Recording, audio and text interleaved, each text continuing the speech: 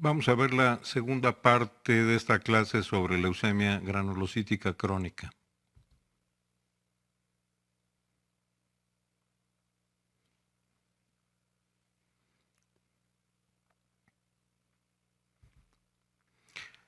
Y señores Nowell y Hungerford hicieron un descubrimiento muy importante en 1960. De hecho, este descubrimiento sentó las bases de lo que hoy sabemos sobre la patogenia de las neoplasias hematopoyéticas y en general de todas las neoplasias. Ellos encontraron un cromosoma minúsculo en pacientes con leucemia granulocítica crónica. Mire, esto es de 1960. Un cromosoma, ellos trabajaban en la Universidad de Pensilvania, en Filadelfia, y entonces este cromosoma anormal le llamaron cromosoma Filadelfia. Y lo que ellos encontraron es que había un cromosoma 22 muy pequeñito. Cuando se hicieron estudios más precisos, se pudo ver que este cromosoma no era más pequeño simplemente porque hubiera perdido una parte, que es lo que se pensaba originalmente, sino que esta parte que estaba perdida aquí, esta parte, se había traslocado al cromosoma 9, que entonces resultaba ser un poco más grande. Y una muy pequeña parte del cromosoma 9 se había translocado al 22. Aquí hemos puesto con colores la translocación. Este pedacito debería estar en el 9 y este segmento más grande debería estar en el 22. Como el 22 perdió un segmento mayor de lo que adquirió por la translocación, ahora resulta que es más pequeño. Pero es una translocación, como ya expliqué antes, en donde una parte de una receta que está en el cromosoma 9 y una parte de una receta que está en el cromosoma 22 se juntan dando origen a una receta híbrida. Doctores, en el cromosoma 22 normalmente hay un gen que se llama BCR y en el cromosoma 9 un gen que se llama ABL. La zona de ruptura ocurre más o menos a la mitad de uno y otro gen, dando origen a un gen híbrido BCR-ABL. Voy a tratar de explicarlo mejor. A esto le llamamos una translocación 9-22, entre el cromosoma 9 y el 22, y las bandas que se translocan son por parte del cromosoma 9 la Q34 y por parte del cromosoma 22 la Q11.2. Voy a explicarlo en más detalle. Aquí estamos viendo otro estudio citogenético, en donde entonces vemos un segmento del cromosoma 9, este pequeñito, que pasó al 22, y un segmento mayor del 22 que pasó al 9. Vamos a tratar de explicar esto a nivel de los genes. Vamos a suponer, doctores, que este es el cromosoma 9 normal. Y más o menos en esta zona tenemos el gen ABL. ¿Qué es un gen? Es una secuencia de adeninas, timinas, guaninas, citosinas que codifican para una proteína. En el cromosoma 22 tenemos el gen BCR. Y entonces, fíjense, doctores, esto se rompe aquí, más o menos a la mitad del ABL. Esto se rompe aquí, más o menos a la mitad.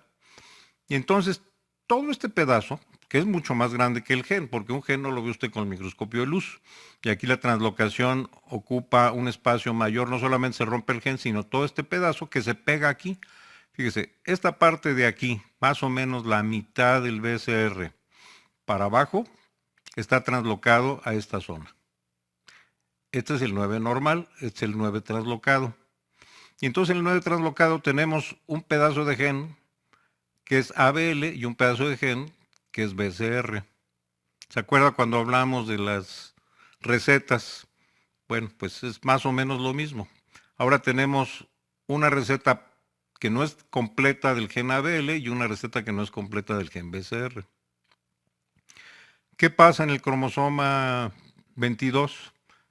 Este gen se corta más o menos aquí y todo este pedazo, este que estoy marcando aquí, se viene para acá. Y entonces en esta zona de aquí tenemos un gen que ni es BCR ni ABL, sino un pedazo de BCR con un pedazo de ABL.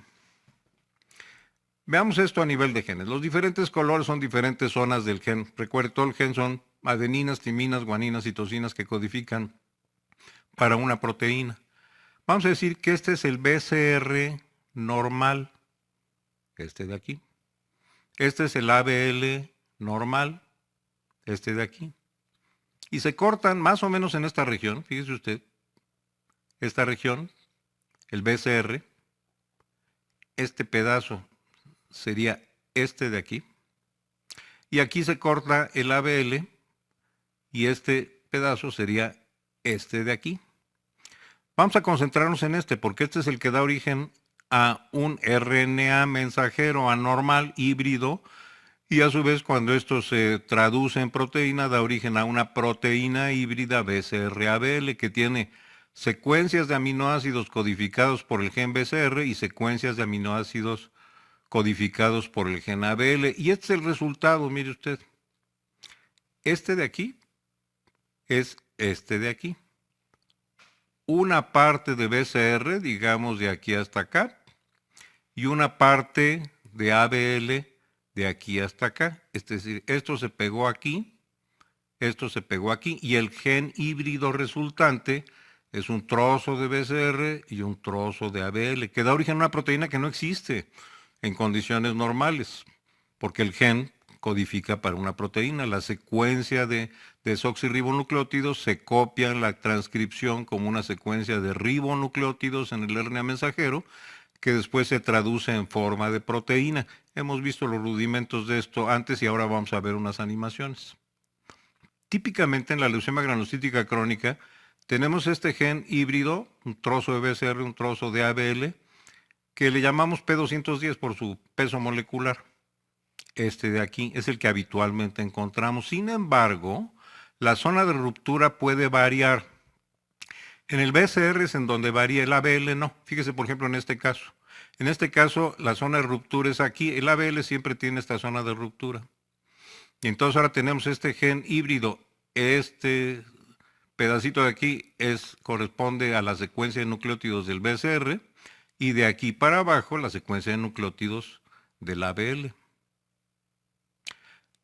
Esto da origen a un gen híbrido más pequeño, P190, el otro era P210. Pero también puede suceder que el BCR se corte aquí, el ABL siempre se corta en el mismo lugar y entonces tenemos un gen más grande con una zona de BCR mayor y la misma zona de ABL. Esto es lo que llamamos un P230. Pero este gen de aquí, el gen híbrido, el que está en el cromosoma 22, no vamos a hablar de este es el que da origen a la proteína anormal que sucede en esto.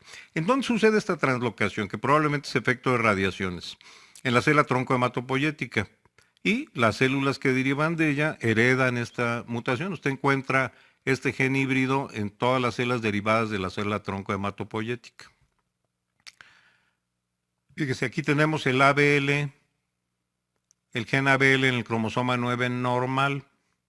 Aquí tenemos el gen BCR normal en el cromosoma 22.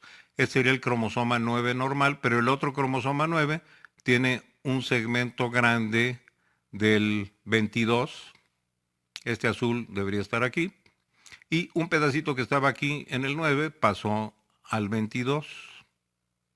Aquí es donde tenemos el gen híbrido BCR-ABL. El gen es mucho más grande que esta zona que estamos viendo ahí. Esta zona que se transloca es la mitad de cada uno de los genes, más o menos, en los cortes que ya le mostré a usted, y una zona de cromosoma adicional que tiene otros tipos de genes. Pero lo que nos interesa es lo que sucede aquí en la interfaz, en donde tenemos el gen híbrido BCR-ABL. Esto lo podemos ver también por FISH. Por ejemplo, nosotros podemos crear sondas de DNA que le pegamos un colorante fluorescente, que se peguen, que se hibridicen, porque tiene una secuencia complementaria de nucleótidos con los genes ABL. Fíjese, aquí tenemos los dos genes ABL, los cromosomas 9 y 22 son cromosomas autosómicos, hay dos de cada uno, y los genes BCR están separados porque están en cromosomas diferentes. Pero en el estudio de hibridización fluorescente in situ, en estos casos podemos ver un gen BCR. Fíjese, otra vez, el BCR está en el 22. El normal que vemos es este. El gen ABL está en el cromosoma 9, el normal que vemos está en el cromosoma 9. Un BCR y un ABL. Y vemos un gen en donde los dos están pegados. Un trozo de BCR con un trozo de ABL. Normalmente están separados porque están en cromosomas diferentes. Es el núcleo de la célula. Se llama hibridización fluorescente in situ, que es otra manera de encontrar este gen híbrido BCR-ABL, que también se puede hacer secuenciando los nucleótidos por medio de la PCR.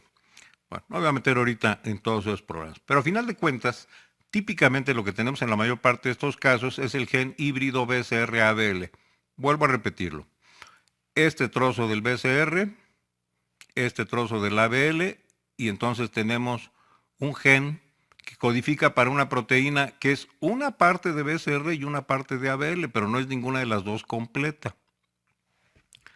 Y ese es el que está aquí en el cromosoma 22.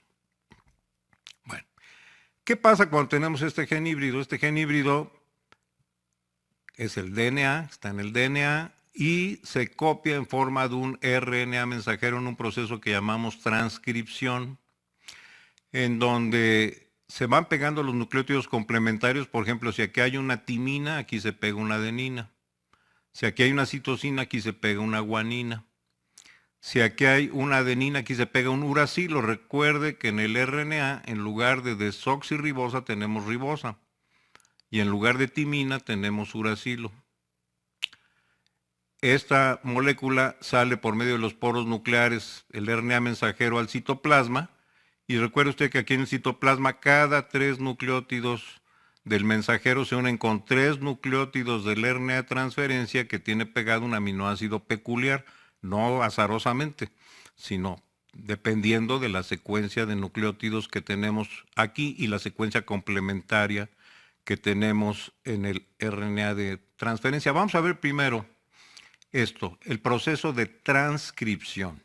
Para eso tenemos que abrir la doble cadena de DNA para que sobre una de las cadenas se copie la nueva molécula, en este caso ya no de DNA, sino de RNA mensajero.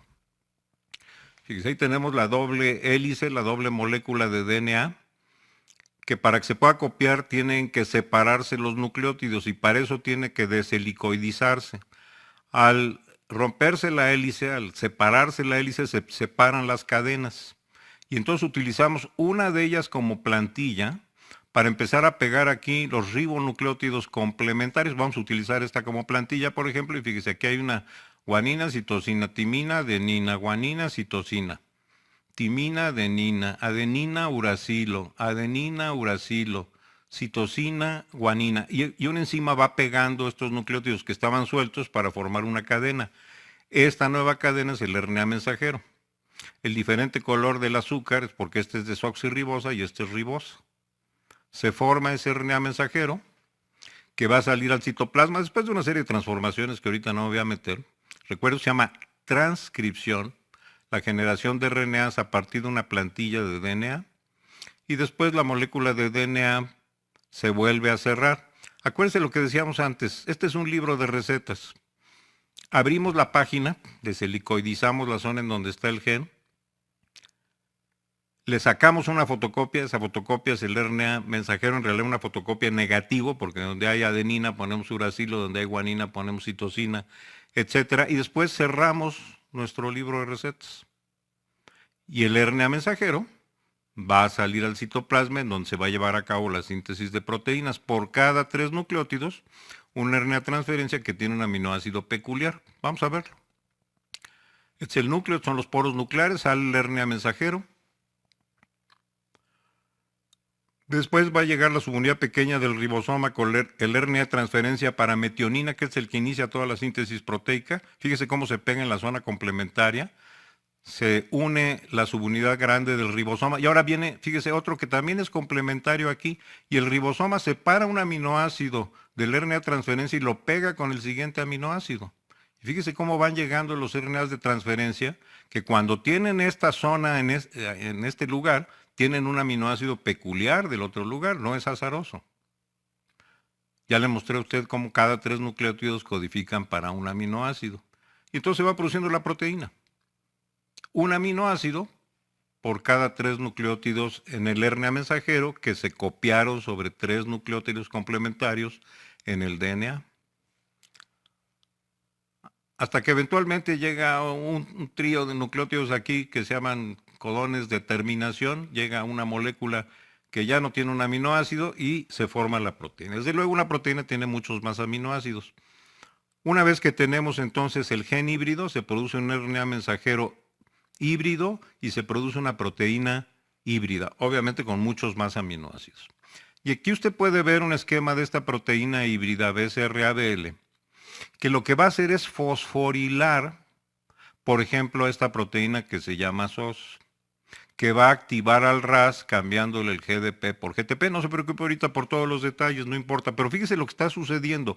Esto normalmente sucede por estimulación del receptor por el factor de crecimiento. El factor de crecimiento llega aquí, el receptor se dimeriza, como lo mostré ya, y este receptor dimerizado es lo que normalmente fosforila al SOS.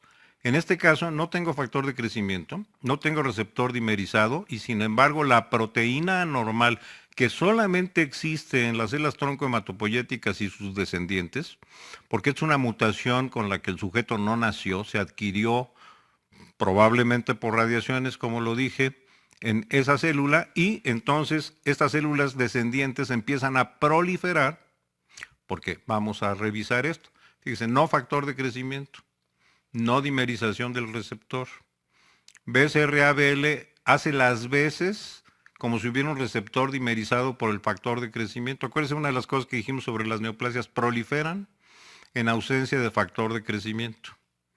Este BCR-ABL fosforila al SOS, este a su vez hace que el RAS con guanosina difosfatos se intercambie esta guanosina difosfato por una guanosina trifosfato. Este RAS activo, RAS GTP, fosforila a esta molécula, MAP, quinasa. No se preocupe por los nombres, esta fosforila, esta otra molécula, MAP, quinasa, esta fosforila, esta molécula, MAP, quinasa, y esta entra al núcleo y echa a andar la transcripción de MIC. Transcripción, que es la transcripción, lo acabamos de decir, la generación de un RNA mensajero. Sale al citoplasma el RNA mensajero para la proteína MIC y se produce la proteína MIC. La proteína MIC es un factor de transcripción para el gen de otra proteína que se llama E2F. Sale el mensajero de E2F, se produce la proteína E2F. E2F es un factor de transcripción para ciclina A. Sale el RNA mensajero para ciclina A y se produce la ciclina A. Y doctores, esta ciclina A echa a andar la replicación de DNA. Y después de que se replica el DNA, la célula se divide. El prerequisito para que una célula se divida es que tenga replicado el DNA. Va a suceder la replicación de DNA y la mitosis en ausencia de factor de crecimiento. Como consecuencia de esta proteína híbrida que se generó a partir de un RNA mensajero híbrido que vino de un gen híbrido anormal que se produjo por la translocación BCR-ABL, la translocación 922 de la que hemos hablado. Así que fíjese, tenemos aumento de las proteínas que llevan a la replicación de DNA como ciclina, pero no consecuencia de que haya llegado el factor de crecimiento a la célula, sino consecuencia de que tenemos una proteína anormal. Es muy importante que en la leucemia granulocítica crónica detectemos esta proteína anormal porque tenemos medicamentos que la bloquean. Y hay otras enfermedades que se parecen a la leucemia granulocítica crónica, pero que no tienen esta proteína híbrida. Y si usted les da el medicamento que la bloquean, pues no la va a bloquear porque no existe. Entonces, en un caso de una leucemia granulocítica crónica, parte de la idea de tomar la médula ósea, como habíamos dicho, es hacer el estudio citogenético que le demuestre a usted la translocación 922. El cromosoma Filadelfia, que a nivel molecular significa el gen híbrido BCR-ABL, que también puede detectar por el estudio de fluorescencia in situ, de hibridación fluorescente in situ o FISH, y que también puede demostrar por la técnica de PCR. No voy a meter en todos los detalles, Pero la ciclina A, cuando llega al DNA, echa a andar la replicación de DNA. En este caso, las dos cadenas de DNA se separan y se empieza a formar una nueva molécula sobre cada cadena. La replicación de DNA replica las dos cadenas. En el caso de la transcripción, solo se genera una molécula que no es DNA, sino RNA mensajero sobre una de las cadenas. Bien, aquí intervienen muchas otras proteínas. No es importante en este momento que las veamos. En cursos mucho más avanzados podemos ver cada una de estas en detalle, pero ahora lo que yo quiero que usted entienda es que esta ciclina generada en ausencia de factor de crecimiento, cuando lo normal es que se produzca cuando hay factor de crecimiento, echa a andar la replicación de DNA que lleva eventualmente a la división celular, a la mitosis. Pero es curioso que esta proteína también puede inhibir la apoptosis. Vamos a hablar un poquito más acerca de esto. Poco a poco en los diferentes casos y cursos y clases que vamos a ver, vamos a ir hablando más de esto. Pero fíjese usted, cuando tenemos una mutación en el DNA, en este caso hay una mutación en el DNA, tenemos moléculas como la ATM o la ATR que constantemente están escaneando ese DNA en busca de mutaciones, de cambios. Cuando las encuentran, tienen que corregirlas porque ya vimos cómo una mutación puede llevar a la hiperproliferación celular. Todos los casos de neoplasias benignas y malignas tienen mutaciones que llevan al aumento de proliferación celular. Bueno, normalmente cuando estas las detectan, echan a andar una serie de sistemas. Por ejemplo, echan a andar una serie de mecanismos de reparación de DNA que son muchos y muy complejos que tratan de reparar el defecto. Pero ¿qué pasa cuando a pesar de sus esfuerzos no pueden reparar ese defecto en el DNA? Como ese defecto en el DNA puede, no tiene que, pero puede llevar a una neoplasia, entonces lo que dicen es, vamos a matar a la célula y entre los eventos que van a suceder en la muerte de esta célula, vamos a degradar el DNA porque ese DNA tiene secuencias que pueden llevar a que esta célula se descomponga, o en el peor de los casos, de origen a una neoplasia, cáncer. ¿Qué es lo que hacemos entonces? Fíjese, cuando no hay posible reparación del DNA, y es un evento más complejo, pero ahorita no nos preocupemos por eso, se activa una proteína importantísima que está mutada en la mayor parte de los cánceres humanos, que se llama P53. Aquí estamos hablando de lo que sucede normalmente. Tengo una mutación en el DNA, intento corregirla. No puedo corregirla, activo esta proteína P53 fosforilándola, esta pelotita roja, es un fósforo que se pega en la serina 46. Y fíjese usted lo que sucede cuando tengo esta P53. Por ejemplo, una de las cosas que suceden es que esta P53 rompe esta molécula que se llama BID. La rompe en dos pedacitos. Este pedacito queda por acá. Y este pedacito que se llama T-BID queda suelto. El BID como tal, cuando está completo, cuando tiene todo esto completo, no hace nada. Pero cuando lo rompemos y tenemos este T-BID, fíjese lo que sucede con el T-BID. Se mete en la mitocondria. Esta es la membrana externa mitocondrial. Esta es la membrana interna mitocondrial. Y entonces este T-BID le dice a otras dos proteínas que se llaman BAX y BAC, BAX y BAC, BAX y BAC, les dice, métanse en la membrana y formen un poro, para que por ese poro pueda salir una molécula que está en la membrana interna mitocondrial que se llama citocromo C. Todo esto a lo que nos lleva es a la salida de citocromo C de la mitocondria. Esta otra proteína también activada por P53-NOXA también favorece la formación de este poro.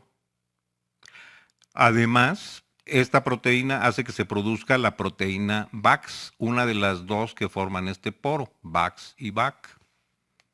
Todo esto, entonces, la activación de esta P53 me lleva a la formación del poro por el que sale el citocromo C. Y fíjense lo que hace el citocromo C. Tenemos unas proteínas que se llaman APAFS1, que están así como dobladitas, tienen una colita doblada. Cuando el citocromo llega aquí, el citocromo C, esta colita se despliega. Es esta de aquí. Y cuando esta colita se despliega, varias moléculas de APAF1 se pueden unir entre sí, fíjense. APAF sin citocromo C, llega el citocromo C, se despliega la colita. Y entonces varias moléculas de APAF1 despliegan la colita, se unen en la parte central y fíjense lo que hacen. A una molécula que se llama procaspasa 9, inactiva, la pegan aquí y varias moléculas de procaspasa 9 se juntan. Y cuando se juntan, ellas mismas se activan. De procaspasas se transforman en caspasas. ¿Qué son las caspasas, doctores? Las caspasas es un nombre feísimo es una contracción de cisteína aspartasas. Rompen proteínas utilizando en su sitio activo una cisteína y rompen a proteínas en los sitios en donde hay ácido aspartico, cisteína aspartasas. Esto es muy complejo, pero una vez activada la caspasa 9 porque se juntaron las procaspasas aquí y se juntaron porque se desplegó la colita de las APAFs y la colita se desplegó porque salió el citocromo C y el citocromo C salió porque se formó este poro de Bax-Bach, que fue ayudado por la P53 a través de la activación del B, de NOX y de Bax. Una vez que se forma, la procaspasa 9 puede activar a otras caspasas. Por ejemplo, activa a la procaspasa 3, le rompe un pedazo y la activa. Y esta caspasa 3 ya activa, fíjese lo que hace. Le rompe un pedazo a una enzima que se llama desoxirribonucleasa activada por caspasas, CAD por sus siglas en inglés, y la transforma en una desoxirribonucleasa activa. Porque recuerde que lo que queremos lograr aquí es matar a la célula, pero sobre todo romper el DNA, degradar el DNA.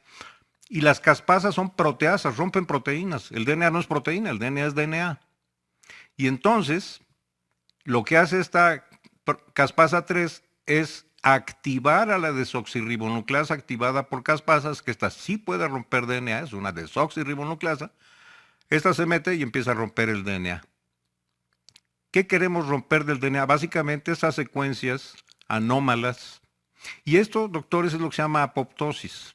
La muerte celular con degradación del DNA. ¿Por qué? Porque el DNA tiene secuencias anómalas que pueden ser producto de una mutación. La muerte por apoptosis también sucede en las células infectadas con virus porque los ácidos nucleicos virales se incorporan al DNA celular.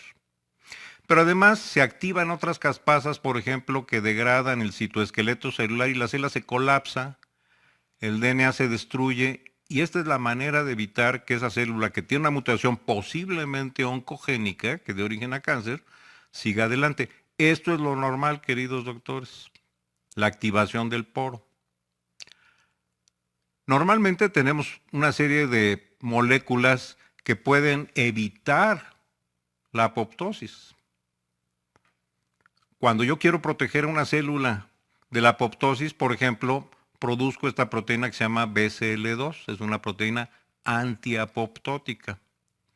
Y fíjense lo que hace la BCL2, se mete aquí en la membrana interna mitocondrial y le dice a Bax-Bach, a ver, ustedes separaditos, no se me junten, no formen el poro, no sale citocromo C. Si no sale citocromo C, no se despliega la PAF. Si no se despliega la PAF, no se forma el apoptosoma. Si no se forma el apoptosoma, no tenemos estas caspasas, estas cisteínas aspartasas activas. No activamos a la desoxirribonucleasa, no degradamos el DNA. No rompemos el citoesqueleto celular. La célula no colapsa, no se muere, no se degrada el DNA. Antiapoptosis. Normalmente hay un equilibrio.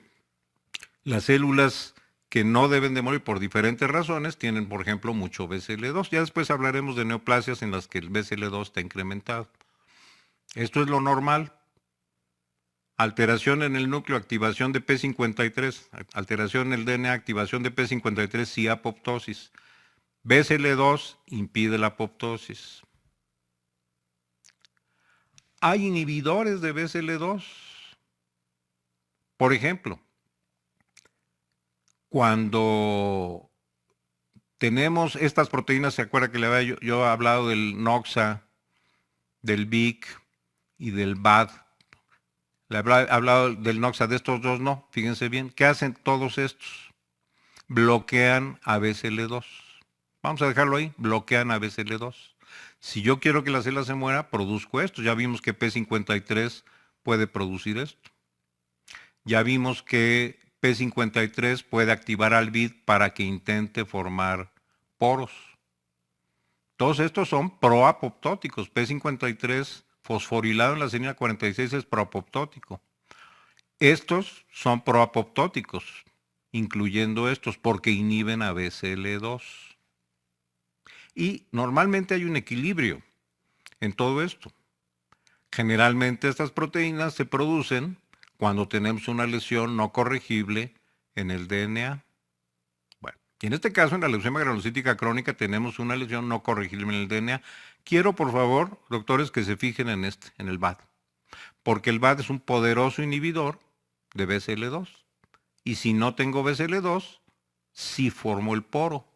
Y si sí formo el poro, sí sale el citocromo C.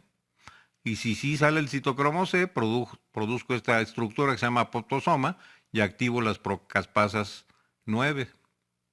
Así que esto es proapoptótico. ¿Cómo es proapoptótico? ¿Por qué proapoptótico? Porque inhiben BCL2. Otra vez quiero que se fijen este querido doctor. BAD es un poderoso proapoptótico.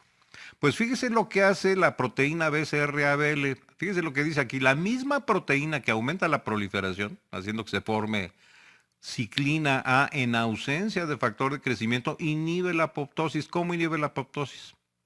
Esta proteína es una proteína que fosforila, es una quinasa. Quinasa quiere decir fosforilasa, que agrega fósforos. BCR-ABL, que no es normal, pero está presente en estas células neoplásicas, activa a CRKL. Ni se preocupe de los nombres, es demasiado complejo para aprenderse esto en memoria. Pero CRKL fosforila y activa este complejo de PI3K y AKT. Y este complejo fosforila e inhibe a BAD. BAD inhibía a BCL2. Pero si yo ahora inhibo a BAD, BCL2 queda libre. Y si BCL2 queda libre, le dice a estos señores de aquí, ustedes no se junten, no formen poro. Dicho de otra manera, la misma proteína BCR-ABL, al activar a CRKL por fosforilación, activa a estas otras dos proteínas que inactivan a BAD.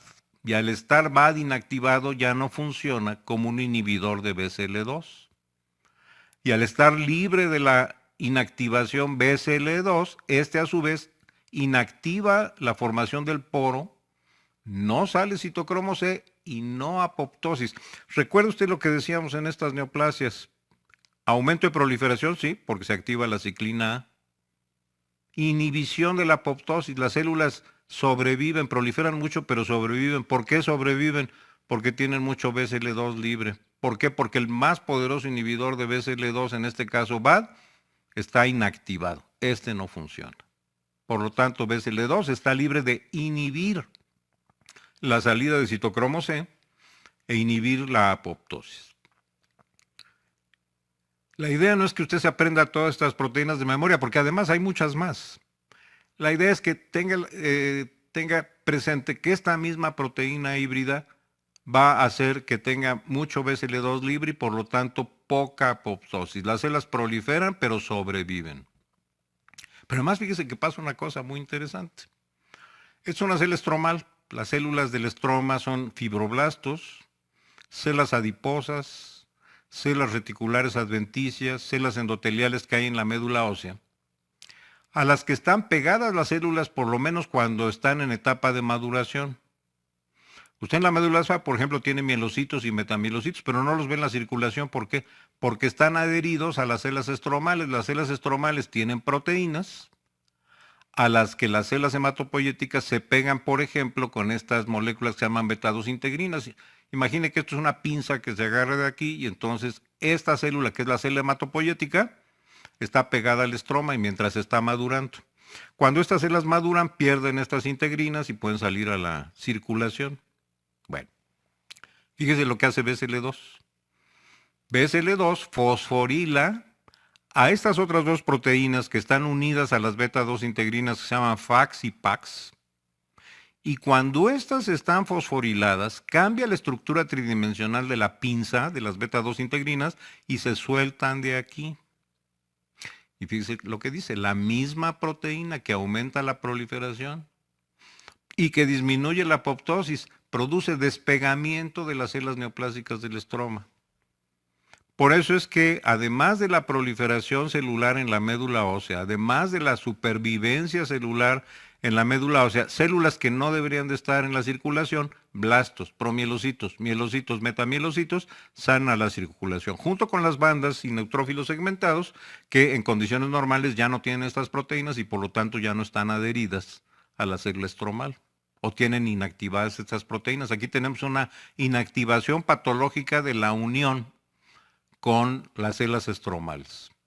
Por eso usted encuentra blastos, promielos, mielos de varias generaciones, metamielos en la circulación.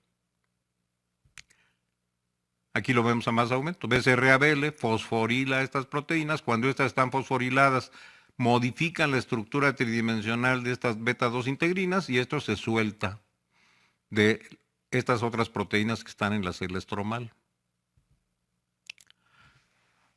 Fíjese lo que sucede en las neoplasias mieloides crónicas, habíamos dicho. Tienen mutaciones, aquí una sola mutación que incrementa la proliferación y disminuye la apoptosis. Y además, en este caso, permite la salida de células inmaduras a la circulación. Sin embargo, esta proteína BCR-ABL no impide la maduración, de tal manera que los blastos maduran a promielocitos, mielocitos, metamielocitos, bandas y segmentados. Y el resultado final es que tenemos un montón de neutrófilos en la sangre. Pero esto sucede también con los basófilos, y sucede también con los eosinófilos, y sucede también con las plaquetas. Este es el concepto de una neoplasia mieloide crónica con maduración, las así llamadas mieloproliferativas. Y la leucemia granulocítica crónica es el caso clásico de esto. Y entonces, usted ve muchas células en la sangre que incluyen estas células inmaduras que están aquí porque se despegaron por acción también de BCR-ABL del estroma medular, blastos, promielocitos, mielocitos, segmentados, otro blasto, una banda, etc. Insisto, esto sucede no solamente con los neutrófilos, sino con eosinófilos y basófilos. Usted puede ver blastos, promielos, mielos, metamielos de la línea de los neutrófilos, pero también de la línea de los eosinófilos y también de la línea de los basófilos, además de muchas plaquetas. Recuerde entonces que esta sola proteína BCR-ABL anormal, que no existe en las células normales, que es producto de esa translocación, de ese cambio en el DNA, va a llevar a la proliferación celular en ausencia de factor de crecimiento, pero también a la antiapoptosis y también al despegamiento de células del estroma. Y esto nos explica el cuadro. Es una sola mutación. A veces requieren varias mutaciones para llevar a cabo estos efectos. En este caso, BCR-ABL no produce un defecto de maduración, pero sí una disminución de la apoptosis y un incremento de la proliferación. En condiciones normales, toda esta activación se lleva a cabo normalmente cuando llega el factor de crecimiento y dimeriza el receptor y se fosforila el SOS y se echa a andar todo lo que ya platicamos. La gran diferencia aquí es que no tenemos factor de crecimiento. Kirchhoff decía, esta leucemia granulocítica crónica no es secundaria a un proceso infeccioso, porque yo he hecho autopsias a estos pacientes y no tienen ningún proceso infeccioso. Decía, los leucocitos proliferan de manera primaria. No hay una causa secundaria como una infección. Ahora ya sabemos que la causa es esa proteína híbrida BCR-ABL. Recuerden lo que he dicho. No existe ningún tipo de neoplasia benigno maligna que no tenga una mutación en el DNA que lleve a la producción de proteínas anormales. Aquí estamos viendo una muy clara. En condiciones normales, entonces, esto lleva a replicación del DNA, maduración y supervivencia. Aquí el BCR-ABL lleva a replicación de DNA, supervivencia y permite una maduración normal, además del despegamiento celular. Así que esto es fundamental, queridos doctores. Y fíjese cómo funciona este BCR-ABL. Para poder fosforilar otras proteínas, tiene una zona en donde entra una molécula de adenosín trifosfato. esta como bolsita de aquí. Obviamente todo esto es esquemático. Y esto es para fosforilar a SOS o para fosforilar a cualquiera de las proteínas que hemos hablado. Por ejemplo, las que inhiben la apoptosis o las que permiten la separación de las células estromales. Bueno, en los años 90 se desarrolló un medicamento, imatinib, nombre comercial Glivec, que fíjese lo que hace, se mete en este lugar. Y al meterse en este lugar, impide que el adenosín trifosfato se meta aquí. Y si aquí no se mete el adenosín trifosfato, esta proteína no puede fosforilar a ninguna de las moléculas que le mostré ahora. Fíjese qué cosa más interesante. No es quimioterapia, no es algo que mate a las células normales, tiene efecto básicamente sobre las células anormales. ¿Por qué? Porque las células normales no tienen esta proteína híbrida, BCR-ABL. ¿Cómo sabe usted que esta leucemia granulocítica crónica es lo que llamamos una leucemia granulocítica crónica clásica BCR-ABL positiva? O por citogenética, encontrando la translocación 922, o por FISH, encontrando la unión del BCR con el ABL, o por un estudio molecular de PCR que detecta también ese gen híbrido. Y no podemos dejar el diagnóstico, por claro que parezca, con el frotis de sangre y médula ósea, porque hay enfermedades que se parecen a la leucemia granulocítica crónica, pero que no tienen esta proteína híbrida, y si usted les da este medicamento, que además es muy caro, no van a tener ninguna mejoría. En cada caso tenemos que saber cuál es el defecto molecular. Esto desencadenó la llegada de una enorme cantidad de medicamentos que son más o menos específicos y que afectan básicamente las células neoplásicas. Este es el mejor ejemplo de todos. Pero ahora tenemos cientos de medicamentos que, sin causar el daño que antes causaba la quimioterapia o la radioterapia, pueden detener la proliferación celular. Usted puede tener hoy un paciente con leucemia granulocítica crónica y le empieza a dar este medicamento y en una semana tiene una biometría normal. Y esto es muy importante porque cuando las células proliferan y no se mueren, pueden tener, además de la mutación que estamos viendo, mutaciones adicionales. Por ejemplo, pueden tener mutaciones que lleven a la muerte de otras células o al impedimento de la maduración. Si usted deja una leucemia granulocítica crónica sin tratamiento, se va a complicar y el paciente en un periodo de 3 a 5 años va a morir, por ejemplo, con una leucemia aguda, porque la leucemia aguda se puede desencadenar cuando ya tenemos esta mutación y se establecen mutaciones adicionales, por ejemplo, que impiden la maduración. Es importantísimo diagnosticar tempranamente una leucemia granulocítica crónica y darle medicamentos como este. Ahora hay algunos similares que algunos pueden funcionar mejor cuando este deja de funcionar por varias razones, pero es muy importante tener un diagnóstico preciso. Y es que, por ejemplo, le voy a mostrar, en el curso le voy a mostrar más leucemias, pero una leucemia que se llama leucemia granulocítica crónica atípica BCR-ABL negativa. Se parece a la leucemia granulocítica crónica, tiene un montón de neutrófilos, formas en maduración, eosinófilos, basófilos. Usted la ve y parece una leucemia granulocítica crónica. Hay algunos datos que ya no son tan clásicos. Por ejemplo, aquí tenemos la hemoglobina normal, pero puede ser muy baja. Fíjese, tenemos 28,000 plaquetas, cuando lo típico de la leucemia granulocítica crónica es que estén aumentados. Cuando uno empieza a ver anemia, que este paciente no tiene, o trombocitopenia, dice, a lo mejor esto no es una leucemia granulocítica crónica clásica.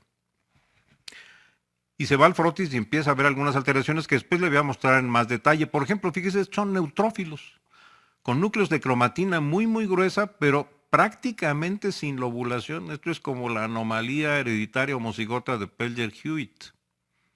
Estas células son totalmente anormales. Estas células anormales no las ve usted en la leucemia granulocítica crónica clásica. Entonces, si empieza a ver esto y hay trombocitopenia y hay anemia, cuidado, porque a lo mejor es una leucemia granulocítica crónica clásica. Por ejemplo, en este caso, llegó al instituto con el diagnóstico de leucemia granulocítica crónica.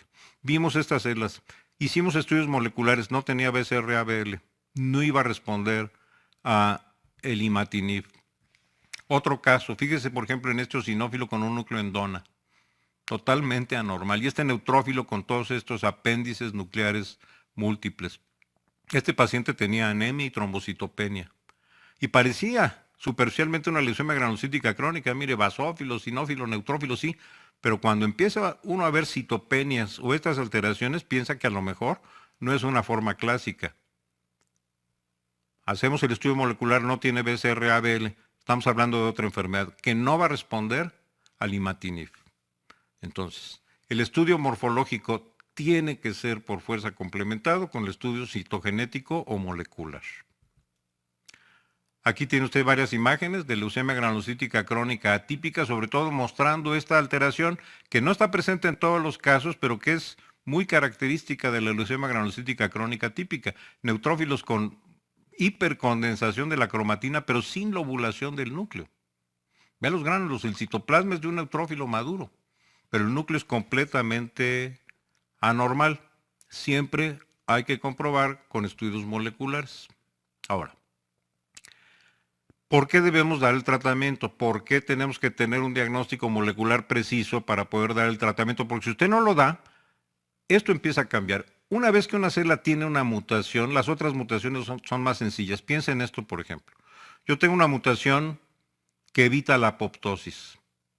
En condiciones normales, si tengo una alteración de DNA, las proteínas escaneadoras del DNA la van a detectar, van a activar la P53 y van a llevar o a reparación, o si no se puede reparar, a muerte.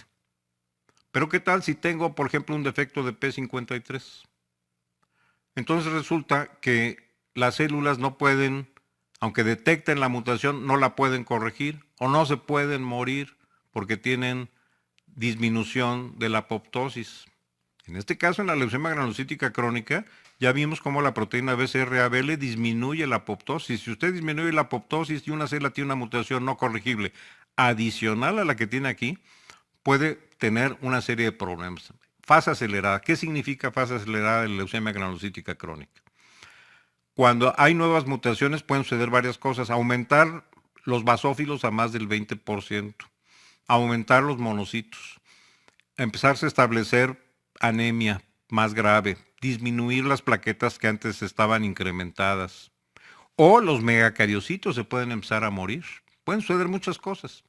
Fíjese, por ejemplo, en esta leucemia granulocítica crónica en fase acelerada, lo que estamos viendo aquí es que hay un poco de anemia que puede haber en otros casos de leucemia granulocítica crónica, pero empezamos a ver dos poblaciones de eritrocitos. Este es el volumen de los eritrocitos, hay eritrocitos macrocíticos. En este caso, además, había muchos eritroblastos en la circulación. Y cuando nos fuimos a la médula ósea, fíjese lo que encontramos. Una de las cosas que puede suceder como mutación adicional al BCR-ABL es que los megacariocitos, que usted se acuerda que están muy proliferados en estos casos, empiecen a morir. Y si los megacariocitos empiezan a morir, esto puede producir graves problemas medulares y voy a explicar por qué. Porque la muerte de megacariocitos, que aquí está representada por este color morado, hace que se fibrose la médula. Los megacariocitos tienen gránulos que después estarán en las plaquetas que estimulan la proliferación de fibroblastos. Voy a explicar por qué. Fíjense, en estos casos, cuando mueren los megacariocitos, todo esto que ven color negro son fibras colágenas delgadas que se llaman fibras reticulares que pueden fibrosar la médula ósea y el paciente empieza a tener anemia, trombocitopenia, neutropenia y eventualmente muerte. Cuando al principio tenía aumento de leucocitos, aumento de plaquetas y no tenía anemia importante. Voy a explicar la mielofibrosis porque esto nos va a servir para hablar después de esto. Fíjese, los precursores de las plaquetas son los megacariocitos. Y estas son células muy curiosas. Empiezan con una célula blástica similar a cualquier otro blasto, al blasto de la línea de los neutrófilos, de los eosinófilos, de los basófilos. Nucleolos, cromatina fina, y yo no podría distinguir este blasto de otros blastos. Es un megacardioblasto, pero sé que es un megacardioblasto porque la foto la tomé de una leucemia aguda o de una mielosis aguda megacarioblástica. Y pude marcar estas células y vi que tenían glicoproteínas plaquetarias. Bueno, se lo estoy enseñando para que vea un megacardioblasto normal, un megacardioblasto anormal, porque en la médula ósea los megacardioblastos normales no se distinguen de otros blastos, a menos que usted los marque y encuentre en ellos la presencia de glicoproteínas plaquetarias. El hecho es que estas células tienen 46 cromosomas como cualquier otra célula y replican sus 46 cromosomas para iniciar una especie de mitosis. Y digo especie de mitosis porque los cromosomas se replican, empiezan a irse hacia los polos celulares, después vamos a ver detalles de la mitosis, pero la célula no se divide. Y entonces ahora este megacardioblasto 1 con 46 cromosomas da origen a un megacardioblasto 2, que fíjese, parece que tiene dos núcleos, en realidad es un solo núcleo bilobulado. 46 cromosomas se van a un polo celular en una especie de mitosis. 46 cromosomas se van al otro polo celular, pero la célula no se divide. A las células con 46 cromosomas les llamamos células diploides, 2N. El número 1N de cromosomas es 23, los que tiene, por ejemplo, un espermatozoide o un óvulo. Cuando se juntan dan origen a una célula diploide, 46 cromosomas, 2N. Es una célula tetraploide, 4N. No tiene 46, tiene 92 cromosomas, 46 aquí, 46 aquí. Esta célula se llama megacardioblasto 2. Esta célula puede replicar sus 92 cromosomas y volver a repetir el proceso. No se divide y entonces acumula el doble de 92, 184 cromosomas. Por ejemplo, aquí hay 92 y aquí hay otros 92 entre estos dos lóbulos nucleares. No son tres núcleos, es un lóbulo nuclear muy grande. Todavía no aparecen granulitos. Fíjese, el citoplasma es azul sin gránulos. Cuando le llamamos megacariocito es cuando ya tiene un núcleo grande, que puede ser como este, pero en el citoplasma empiezan a aparecer numerosos granulitos que aquí apenas se ven porque la foto es panorámica. Esta célula es mucho más grande que estas. Y esta célula lanza pseudópodos en los que se empiezan a acumular estos granulitos. Estos cúmulos se llaman campos plaquetarios y son las futuras plaquetas, que por un proceso de división no mitótica se van a dividir y se van a separar de estos pseudópodos citoplásmicos. A veces dice la gente, las plaquetas no son células, son restos de células, es una tontería. Son células muy complejas, pero no tienen núcleo, el núcleo no está involucrado en esta división para poder funcionar mejor. ¿Qué hacen las plaquetas? Bueno, hacen varias cosas. Cuando usted tiene un vaso sanguíneo lesionado, ahorita lo voy a explicar, pueden pegarse en la zona de lesión y después contraerse para generar un proceso de retracción de la zona de lesión de un vaso sanguíneo. Antes, le quiero mostrar, este es el espacio medular, este es un megacariocito, estos son los pseudópodos del megacariocito. Esto que está aquí en el esquema es esto que usted ve aquí. Estos cositas que se ven más condensadas son cúmulos de gránulos que se generaron en el megacariocito, pero que van a tener las futuras plaquetas. Y fíjese lo que sucede, el megacariocito se queda en la médula, lanza un pseudópodo que atraviesa las células endoteliales de los vasos microscópicos sinusoides de la médula, es un vaso, aquí hay eritrocitos, aquí hay leucocito, y el pseudópodo del megacariocito, por un proceso de división especial, empieza a separar estos segmentos. Dice la célula se fragmenta, no, más bien se segmenta, se divide en las plaquetas individuales, que por no tener núcleo y ser pequeñas pueden ejercer mejor la acción que ahorita le voy a mostrar. Estos gránulos, queridos doctores, entre otras cosas, tienen factores de crecimiento para las células que forman la pared de un vaso sanguíneo. Por ejemplo, en una arteriola, una arteria, una vena, la pared del vaso está formado por células endoteliales, la capa más interna que está en contacto con los eritrocitos, alrededor de ellas células musculares lisas y alrededor de ellas fibroblastos. Las células musculares lisas sirven para contraerse y cambiar el diámetro del vaso y dirigir el flujo en uno u otro sentido. Fíjese lo que sucede aquí, se están separando por un fenómeno de división amitótica, no de rompimiento ni fragmentación, se están separando estas células sumamente complejas. Vamos a verlo, miren. Aquí tenemos el vaso sanguíneo fluyendo, los eritrocitos, y este es el megacariocito, estos son los granulitos que le digo que tienen factores de crecimiento, y este es el pseudópodo que se introduce en el vaso sanguíneo.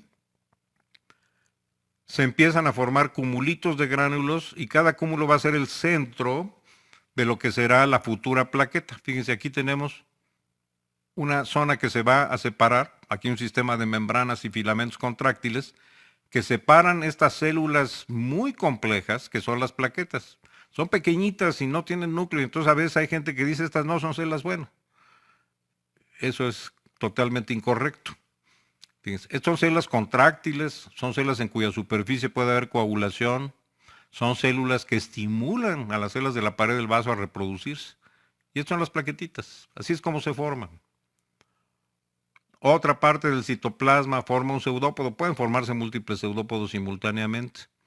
Se introduce en el vaso sanguíneo, fíjese cómo el megacariocito y el núcleo del megacariocito no entran, pero sí el pseudópodo que va a dar origen a las numerosas plaquetas. Un solo megacariocito puede formar 10,000 plaquetas. La formación de plaquetas es muy eficiente en los mamíferos. En los no mamíferos las plaquetas tienen núcleo y son menos eficientes que en los mamíferos. Ahí tenemos la formación de plaquetas. Bueno, estos granulitos no se van, son gránulos de secreción, en realidad son una forma especial de lisosomas secretorios, o la gente ahora les llama organelos asociados a los lisosomas, no voy a meter ahorita en detalles, pero van a secretar su contenido, que incluye, entre otras cosas, factores de crecimiento. Y aquí usted puede ver plaquetas normales en un frotis, es una plaqueta y cuando están bien extendidas usted puede ver bien esos granulitos que se llaman gránulos alfa, y contienen, entre otras cosas, factores de crecimiento. Si no están bien extendidas es más difícil ver los gránulos, pero aquí se ven perfectamente bien. Bueno, estos gránulos van a secretar su contenido, estas plaquetas van a secretar el contenido de los gránulos, pero hasta que estén, por ejemplo, en un trombo. Y esos gránulos contienen factores de crecimiento para endotelio, músculo liso y fibroblastos, además de factor de von Willebrand, del que no voy a hablar en este momento. Estos granulitos. Fíjese lo que sucede cuando la pared de un vaso se rompe por una herida, por ejemplo. La pared del vaso está hecha de una capa más interna de células endoteliales. Después esta cosa azul que se llama lámina basal es material extracelular producido por las células endoteliales. Después una capa media de músculo liso que se puede contraer, por ejemplo, disminuyendo el calibre de una arteria. Y por último, una capa de fibroblastos, que son estos azules, que forman fibras colágenas que también existen en la capa media y que le dan resistencia a la pared del vaso. Se llama la capa íntima, porque está en íntimo contacto con la sangre, eritrocitos, leucocitos y plaquetas. Esta es la capa media y esta es la capa adventicia. Pero aquí se rompió esto y va a empezar a sangrar. Las plaquetas primero van a formar aquí un sello de plaquetas que se extienden sobre el material extracelular. Se llaman plaquetas adheridas. Después va a haber varias capas de plaquetas que van a cambiar de forma y les van a salir una serie de prolongaciones ricas en filamentos contráctiles, plaquetas agregadas. Después se van a contraer, dándole un punto de sutura al vaso roto. Fíjese, son como cirujanos vasculares. Y después van a secretar el contenido de sus gránulos para que las células endoteliales, las células musculares y los fibroblastos se reproduzcan y sellen esta zona de lesión. Y al sellar esta zona de lesión, el vaso queda recuperado. Todo eso es en las plaquetas. Además, las plaquetas, cuando el vaso sanguíneo se rompe, a partir de la superficie de los fibroblastos y de las células musculares se empieza a formar fibrina. No voy a meter ahorita en la coagulación. Las plaquetas se adhieren a una malla de fibrina que funciona como un material de sutura absorbible, que es lo que le va a dar el punto de sutura. El material de sutura es la fibrina.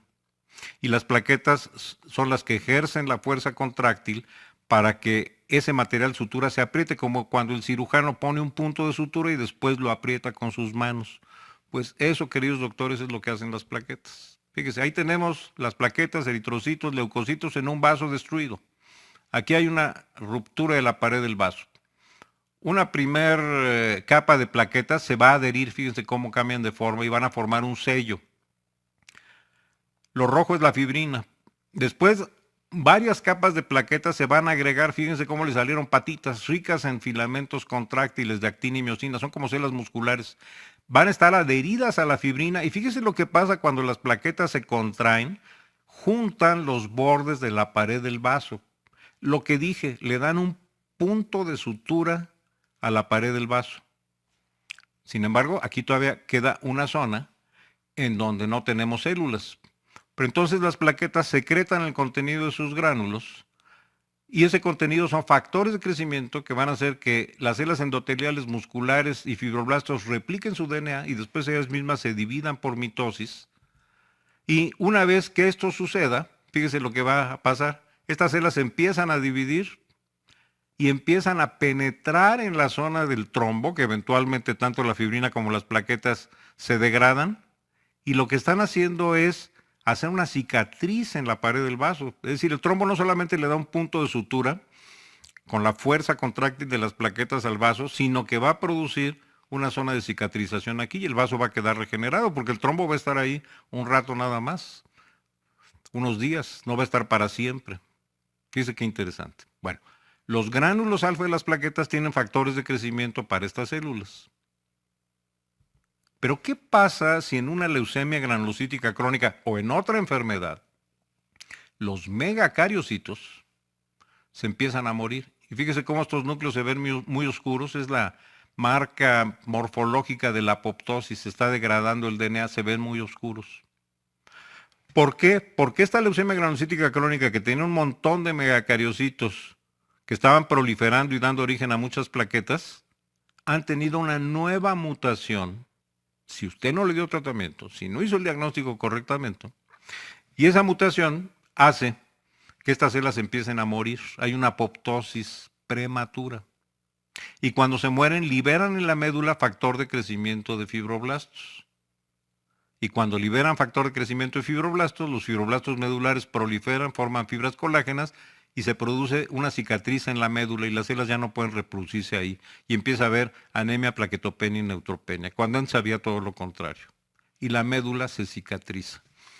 La causa de la mielofibrosis en la inmensa mayoría de los casos es muerte de megacariocitos medulares. Después veremos una enfermedad que se llama mielofibrosis primaria, que tiene otras mutaciones diferentes, pero que en principio llevan a la muerte de los megacariocitos en la médula, y entonces ahí el evento principal es mielofibrosis.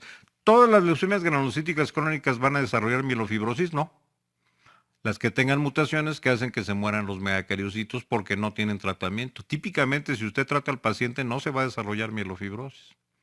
Otros pacientes van a desarrollar otras complicaciones que veremos ahora, como la transformación blástica, dejan de madurar, y eso es todavía más grave porque se convierte la leucemia crónica en una leucemia aguda en la que los blastos no pueden madurar, el paciente tiene citopenias y se muere. Y cuando llegamos a esa etapa, ningún tratamiento es eficiente en estos casos. Todo esto se puede evitar si damos el tratamiento apropiado, y el tratamiento apropiado se puede dar cuando usted hace el diagnóstico correcto y los estudios moleculares que llevan a detectar el BCR-ABL. Por ejemplo, después veremos que en la mielofibrosis primaria tenemos mutaciones en otras proteínas, ya se lo mostraré, como YACAL, reticulina, receptor de trombopoyetina, que también suceden en otra enfermedad que se llama trombocitema esencial. La trombocitema esencial la vamos a ver en este módulo, la mielofibrosis la vamos a ver después. Bueno, pero eso son otras mutaciones. La peor complicación que puede suceder en una leucemia granulocítica crónica es la fase blástica. ¿Qué quiere decir esto? Que tenemos una mutación, fíjese, en la leucemia granulocítica crónica que lleva a la proliferación, a la supervivencia, al despegamiento de la médula ósea, pero no impide la maduración.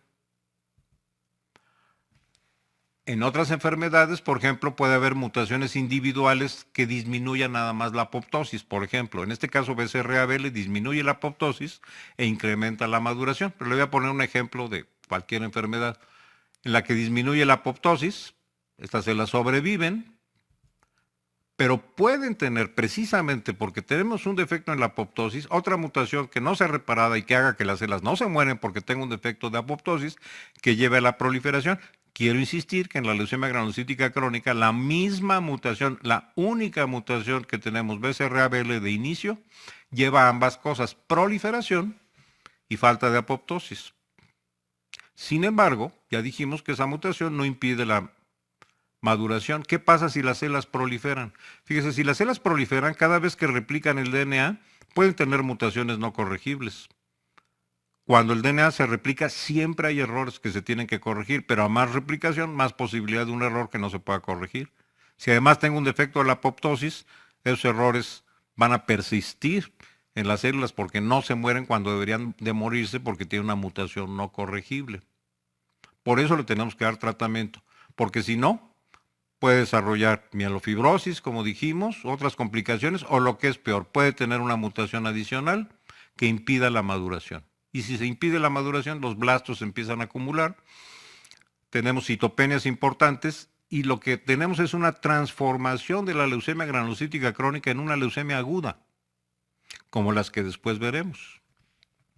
Entonces empezamos con una leucemia granulocítica crónica, no hay buen diagnóstico, no hay tratamiento apropiado, las células proliferan, seguro van a tener otras mutaciones que la pueden llevar, como ya dije, a mielofibrosis, pero lo que es más grave, a una leucemia aguda. Porque entonces empiezan a no madurar las células en una línea particular, por ejemplo, los mieloblastos de la línea neutrofílica. En las otras líneas ni siquiera llegan a la etapa de blasto. La médula se llena de blastos, disminuyen los eritroblastos y los eritrocitos en la sangre, disminuyen los megacarocitos y las plaquetas en la sangre. Usted puede tener un montón de blastos, por ejemplo, en la línea neutrofílica, pero los neutrófilos disminuyen porque hay un impedimento de la maduración y todas las células disminuyen. Y esto es muy grave y el paciente muere pronto. Esto se puede evitar si damos tratamiento. Ahora, uno pensaría, es una leucemia granulocítica crónica, proliferan neutrófilos, eosinófilos y basófilos. Si tengo una fase blástica, seguramente va a ser de blastos, por ejemplo, de la línea de los neutrófilos, o de los eosinófilos o de los basófilos. Bueno, puede ser una blastos de esta línea, pero pueden ser de cualquier línea, queridos doctores, porque la célula mutada no son los granulocitos. La célula mutada no son los mieloblastos de la línea de los neutrófilos. La célula mutada es la célula tronco hematopoyética, precursora común de todas las células medulares. Por lo tanto, la fase blástica puede ser de cualquier tipo. Puede ir hacia mieloblastos de la línea neutrofílica, con impedimento de la maduración, de la línea eosinofílica, basofílica, megacariocítica, eritroide, cualquiera. Las más comunes son hacia mieloblastos, hacia monoblastos. Fíjese, aquí tenemos una leucemia granulocítica crónica que ya empezó a acumular blastos. Es normal que usted encuentre unos pocos blastos en la circulación, pero cuando decimos que es una leucemia aguda es porque tenemos más de 20% de blastos en la médula o en la sangre. Es una leucemia granulocítica crónica que fue tratada inapropiadamente y se convirtió en una leucemia aguda mieloblástica. Aquí usted ve peroxidasa en esos mieloblastos. Ya hablaremos después de las leucemias agudas, pero esto es muy similar a las leucemias agudas que llamamos de novo, que no son, no tienen una etapa previa de leucemia granulocítica crónica. De principio son leucemias en las que hay mutaciones que impiden la maduración. Bueno, pero igual puedo ir de una leucemia granulocítica crónica a esto, a una leucemia monoblástica. Monoblastos, promonocitos. Y este es el caso de un paciente que tiene una leucemia granulocítica crónica inapropiadamente tratada. Y estas células que usted ve aquí son monoblastos, ya después veremos cómo los distinguimos de otros blastos. Este es un monocito muy anormal, quedan todavía algunos neutrófilos y basófilos, pero lo importante, queridos doctores, es que usted hace el diagnóstico correcto y el médico da el tratamiento apropiado. Esto no va a llegar. En muchos años no va a llegar o nunca va a llegar. Eso es lo importante. Ahora bien, en el 20 o 25% de los casos, las leucemias son de precursores B, lo que la gente llama equivocadamente linfoblastos. Todo el mundo les dice así, pero es un error que ya después le explicaré a usted. Precursores B, linfoblastos. Y uno dice, ¿qué tienen que ver los granulocitos con los linfocitos? La mutación no está en los granulocitos, la mutación está en la célula tronco hematopoyética, que da origen a través de la célula formadora de colonias GEM-MEG a las células mieloides, pero también da origen a los precursores linfoides, los linfocitos B, los linfocitos T y las células NK. El 25% de las fases blásticas de la leucemia granulocítica crónica son de precursores B. Y aquí usted puede ver, estas células son precursores B, ya después le explicaré cómo las marcamos para identificarlas y distinguirlas de los mieloblastos, por ejemplo, de la línea neutrofílica. Ya lo iremos viendo, pero son precursores B. Fíjese, no tienen peroxidasa, por ejemplo. En cambio, tienen otras proteínas como CD19, que es una proteína que marca los linfocitos B, y otras más. Ahorita no se preocupe por eso. Lo importante es el concepto. Una leucemia granulocítica crónica en fase blástica puede dar cualquier cosa. Incluso aunque generalmente no se menciona en los libros, puede dar origen a neoplasias de precursores T, las así llamadas leucemias linfoblásticas T. Esto es mucho más raro, pero es posible, claro, porque la célula neoplástica es la célula tronco hematopoyética, es la que tiene la mutación, y la maduración incompleta, cuando hay una fase blástica, se puede ir a cualquier línea, incluyendo linfoides o megacarioblástica. Fíjese, por ejemplo, esta es una leucemia de precursores T. Estas células tampoco tienen peroxidasa, no se pueden distinguir simplemente por morfología, pero por ejemplo, aquí la vemos infiltrando la médula, y esto que usted ve de color café es CD3, una proteína propia de los precursores T y otras más, porque los CD3 también están presentes en los linfocitos T pequeños, no en los además de los precursores. Pero bueno, este es un ejemplo de una leucemia de precursores T invadiendo la médula. O sea, cualquier célula puede proliferar en la fase blástica. Y además podemos marcar, y ya le voy a explicar después, por citofluorometría. Por ejemplo, todos estos puntos rojos son los precursores T neoplásicos que tienen la proteína CD3, tienen la proteína CD8, tienen la proteína CD4. No se preocupe ahorita del estudio citofluorométrico, que cuando hablemos de leucemias agudas le voy a explicar claramente estos gráficos que al principio cuestan trabajo de entender y después de 5 minutos se entienden a la perfección sin mayor problema. No se preocupe, ya lo voy a explicar. En resumen, ¿por qué tenemos que hacer el diagnóstico de una leucemia granulocítica crónica correctamente, incluyendo la parte molecular, para dar tratamiento y evitar estas complicaciones? Porque además los pacientes responden en general estupendamente bien a esos inhibidores de la proteína sin producir daño en otras células, porque otras células no tienen esa proteína anormal.